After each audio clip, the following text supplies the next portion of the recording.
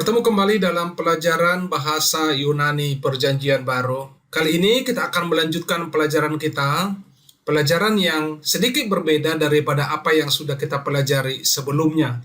Tentu pada video-video sebelumnya, kita sudah melihat bagaimana penggunaan daripada kata ekeinos dan contoh-contohnya. Sekaligus juga kita sudah melihat akan kata houtos dan contoh-contoh yang diberikan dalam bentuk kalimat. Dan kali ini yang akan kita lihat adalah penggunaan daripada kata yang berbeda, tetapi memiliki persamaan dalam penggunaannya, bahkan juga dalam deklansinya.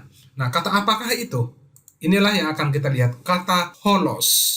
Dia dikategorikan dalam kata penunjuk dalam pembelajaran ini, karena dia memiliki peran yang sama, bentuk yang sama dalam penulisan, dan fungsi yang sama dalam penulisannya juga. Nah, kata holos artinya adalah whole dalam bahasa Inggris. Dalam bahasa Indonesia tentu memiliki arti seluruhnya, kesemuanya, atau segenap. Dalam pemilihan arti ini tentu nantinya bergantung pada konteks kalimat itu yang dibutuhkan yang mana. Tapi yang jelas artinya ini dalam bahasa Inggris adalah whole. Nah, kata holos bisa berfungsi seperti kata sifat, sama seperti kata ekeinos dan houtos. Dan kita sudah lihat ini sebelumnya, bagaimana kata ekeinos dan houtos berperan seperti kata sifat, yang mana dia mengikuti bentuk daripada posisi predikatif. Kata holos juga nantinya persis sama. Nah, coba kita lihat untuk berikutnya adalah kata holos. Itulah yang akan kita lihat. Dia bisa berubah menjadi bentuk maskulin. Tentu holos itu sendiri adalah maskulin untuk saat ini. Tapi dia bisa berubah nantinya dari maskulin bisa menjadi feminin. Dari feminin bisa berubah menjadi neutral. Nah, yang akan kita lihat di sini adalah kata holos dalam bentuk maskulin. Seperti apakah bentuknya dalam bentuk maskulin? Mari kita lihat bersama-sama.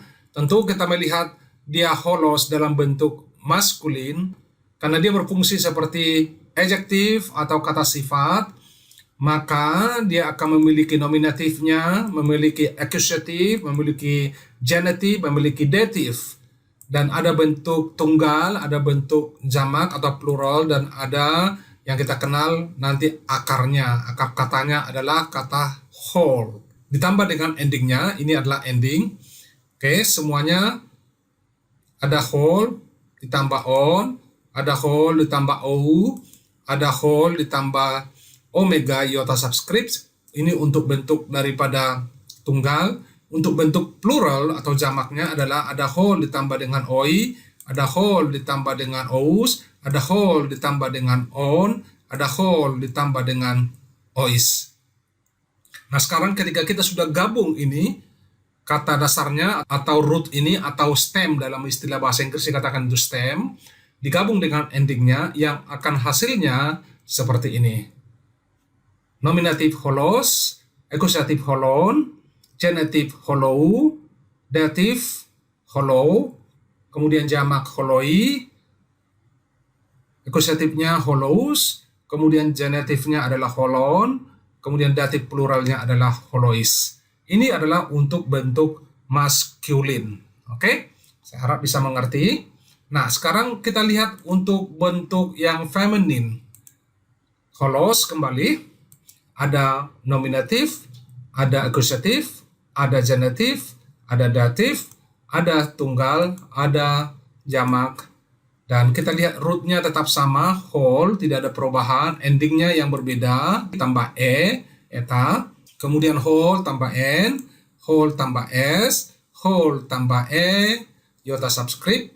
Kemudian ada whole tambah I, whole tambah as, whole tambah on, whole tambah ais. Dan ketika stem ini ditambahkan atau digabungkan dengan endingnya, ini ditambahkan dengan endingnya, maka hasilnya adalah hole, holen, holes, hole, holai, holas, holon, holais. Ini adalah untuk feminin. Ingat perbedaan-perbedaannya yang akan terjadi untuk setiap deklansinya. Untuk feminin berbeda dari untuk maskulin. Nah, bagaimana dengan untuk neuter? Kita lihat kembali ada holos, ada nominatif, ada akusatif, ada genetif, ada datif. Ada tunggal, ada jamak, dan kita lihat stemnya. Stemnya tetap sama, whole, endingnya yang berbeda. Ada ending on untuk nominatif, whole ditambah dengan on untuk akusatif, whole ditambah dengan o untuk genetif, whole ditambah omega iota subscript untuk datif, dan untuk jamak whole tetap sama, tambah a, whole ditambah a untuk akusatif, whole ditambah on untuk genetif plural, dan kemudian whole ditambah ois. Nah, inilah yang akan terjadi untuk neuter. Lihat, stemnya sama, baik dari masculine, feminine, dan neuter, stem sama, akar katanya sama, endingnya yang berbeda-beda, tiap gendernya berbeda, kelamin katanya berbeda, endingnya juga berbeda, tetapi stemnya sama. Nah, ketika dia digabung, hasilnya akan menjadi seperti ini: nominatif holon, akusatif holon, genetif holou, datif holo iota subscript, kemudian hola untuk nominatif, hola untuk akusatif plural, kemudian holon untuk genetif plural, holois untuk datif plural. Baik, bisa mengerti sampai di sini ya? Tidak ada yang sulit, semuanya saya rasa sangat sederhana. Nah, jikalau Anda memperhatikan ini, tentu Anda nanti akan menemukan satu pola yang penting di sana, yang mana mengingatkan Anda untuk sesuatu dari pelajaran-pelajaran sebelumnya. Tetapi sebelum saya sampaikan hal itu, coba lihat dulu penggabungan daripada deklansi daripada masculine, feminine, dan juga neuter. Lihat di sini. Nah, inilah penggabungannya untuk masculine ini, dan feminine ini, dan neuter adalah ini. Lihat, stemnya semua sama, endingnya yang berbeda-beda. Tapi jikalau Anda memperhatikan ini, sebenarnya Anda sudah memahami ini semua. Jikalau pelajaran-pelajaran sebelumnya Anda sudah pelajari dengan baik, khususnya tentang adjektif, yaitu untuk kata agathos. Karena ending yang ada di sini untuk masculine, ending dari feminine, ending daripada neuter, persis sama seperti agathos. Anda ingat saja atau kembali ke sana, sehingga Anda bisa mempermudahnya. Nah, ini analisa seperti ini sangat penting bagi kita, sehingga kita tidak menghafal setiap hal sekaligus, tapi melihat atau mengingat hal-hal tertentu, sehingga memudahkan kita untuk mengingatnya. Kita lanjutkan untuk sedikit petunjuk, ya. Pemakaian kata holos sama seperti kata-kata penunjuk yang sudah dipelajari pada video sebelumnya, yaitu kata ekeinos dan autos. Sama ya, penggunaan kata ini memakai kata sandang tertentu untuk kata benda yang mengikutinya dan dalam posisi predikatif. Itu artinya apa? Sama seperti penggunaan daripada ekeinos dan houtos.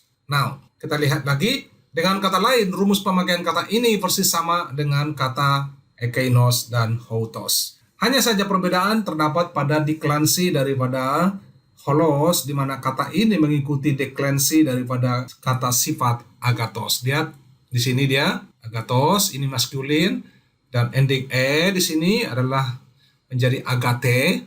Ini garis ini sedikit ini adalah melambangkan daripada stemnya, endingnya adalah e, dan di sini melambangkan stemnya, kata dasarnya, endingnya adalah on.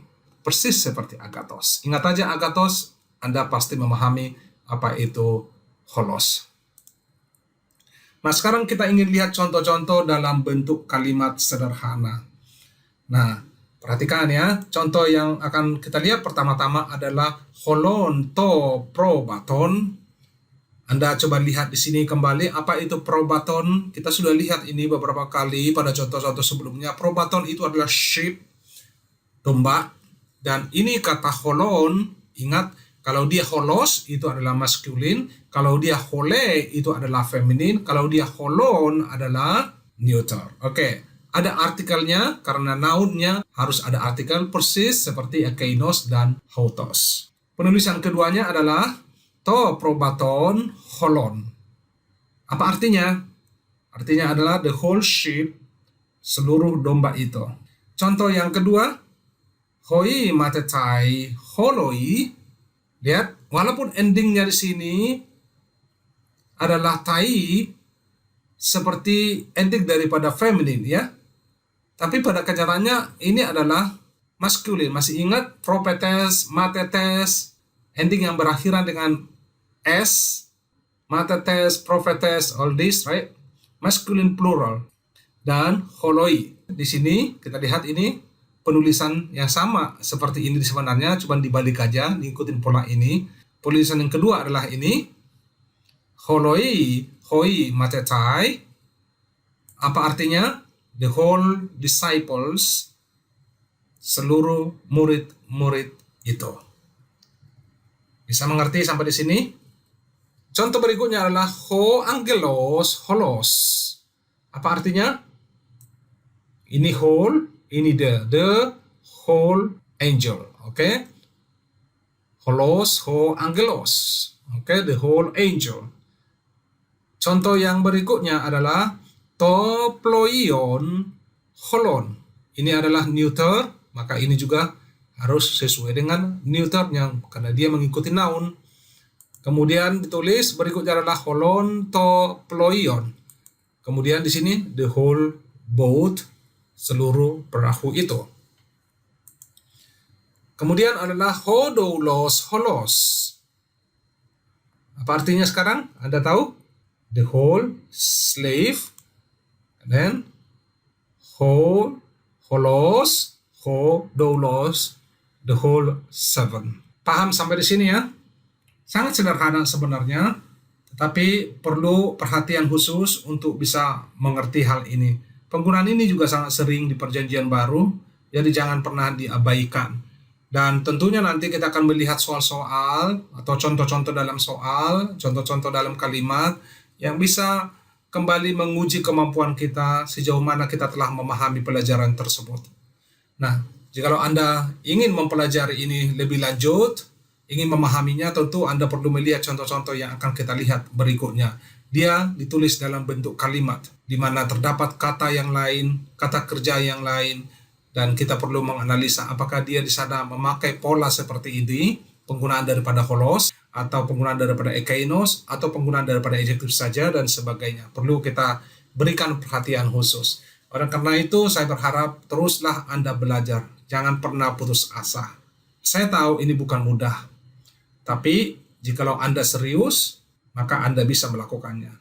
Dan saya tidak mau terburu-buru untuk menyelesaikan ini, tapi pelan-pelan hingga Anda memahaminya dengan baik. Saya akan memberikan tambahan-tambahan pelajaran, tambahan-tambahan informasi untuk melatih daya ingat Anda, untuk melatih daya aplikasi Anda. Sehingga Anda bisa benar-benar mempergunakan dan mengerti bahasa Yunani Perjanjian Baru itu. Anda tidak hanya berpatok pada suatu catatan, suatu diktat, tapi mempergunakan suatu pemahaman, imajinasi Anda di dalam mempelajarinya. Mempergunakan daya tangkap Anda, daya paham Anda untuk mengerti bahasa Yunani Perjanjian Baru. Mudah-mudahan Anda benar-benar berdedikasi untuk mempelajari bahasa Yunani. Sampai ketemu kembali untuk pelajaran berikutnya.